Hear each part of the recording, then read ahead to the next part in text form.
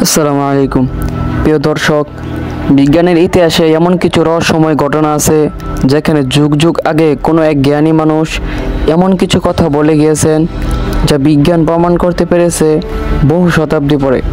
আজ এমনই 5টি বৈজ্ঞানিক তথ্য নিয়ে হাজির হয়েছি যেগুলো প্রমাণ এসেছে পরে, কিন্তু ধারণাটি ছিল অনেক আগেই।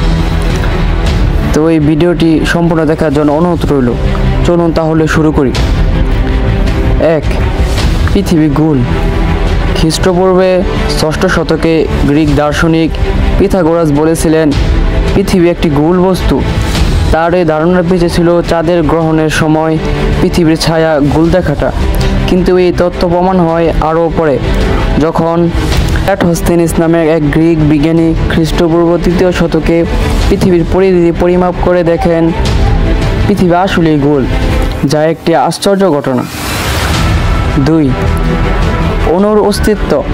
খ্রিস্টপূর্ব 6ষ্ঠ শতকে প্রাচীন ভারতীয় ঋষি কানাদ বলেছিলেন সব কিছু গঠিত হয়েছে অণু দিয়ে, যাকে তিনি বলেছেন পরমাণু। কিন্তু এই তত্ত্বের বৈজ্ঞানিক রূপ আসে 1808 সালে জন ডাল্টনের হাত ধরে, যিনি পরমাণু তত্ত্বকে আধুনিক বিজ্ঞানে প্রতিষ্ঠিত করেন। 3.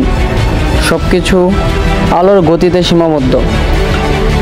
9ম শতকে মুসলিম দার্শনিক ও বিজ্ঞানী আল-কিন্দি বলেছিলেন আলো হচ্ছে একটি পদার্থ যা নিজস্ব গতিতে চলে।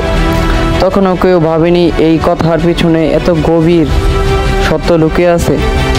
1905 সালে আইনস্টাইন তার বিখ্যাত আপেক্ষিক তত্ত্বে বলেন আলোর গতি হচ্ছে মহাবিশ্বের সর্বোচ্চ গতি, যাকে অতিক্রম করা অসম্ভব। 4. জীবাণু তত্ত্ব। 11শ শতকে মুসলিম চিকিৎসাবিদ ইবনে সিনা তার বই দ্য কানুন অফ মেডিসিনে বলেন রোগ ছড়ায় এমন কিছু ক্ষুদ্রাকৃতির ক্ষুদ্র জীব দ্বারা যেগুলো চোখে দেখা যায় না। 700 বছর পর 1860 সালে লুই পাস্তুর প্রমাণ করেন জীবাণু তত্ত্ব, যে জীবাণু থেকেই রোগ ছড়ায়। 5. মহাবিশ্বের বিস্তার। আজ থেকে 1400 বছর আগে কোরআনের সূরা আয-যারিয়াতের 47 নং আয়াতে আল্লাহ বলেন আমি আকাশকে বিস্তৃত করেছি।